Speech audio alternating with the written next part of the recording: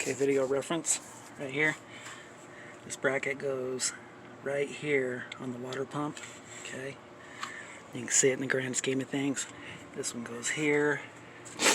This bolt, of course, goes there. And I think we'll take it off right here. Okay, and then we've got the fan wire undone. Got the oils out, all the fluids out except for the power steering. So I'm taking this off next, and I just want to document it well where it's at. And I'll even document number 1 and get it on top dead center and all that stuff before we get too far. And then we'll lift the engine out, put it down on the ground, change the pan, give it the old famous Krylon rebuild, because I'm 90% sure it's a brand new motor. So this is the engine that came out of the Air Force guy's truck, and he had he got shipped out to Germany, and he had his truck up for sale for a long time. It was an 82 or 3 F-250 two-wheel drive. But in typical Air Force fashion, bless their souls, they had it all. He had a lot of work done to it.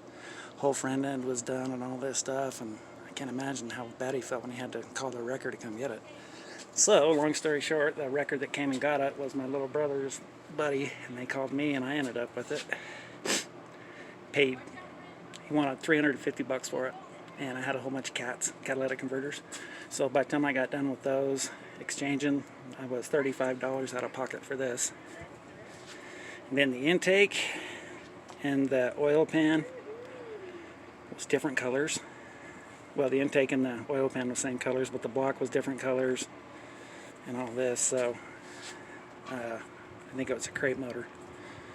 So yeah, underneath, of course, you know, it was all one color, but then when I stripped it down, I could tell that I'm 90% sure it's a crate engine. So anyways, visual reference number 1, once again, the alternator big bolt right here, I want to say that's a 390 head bolt.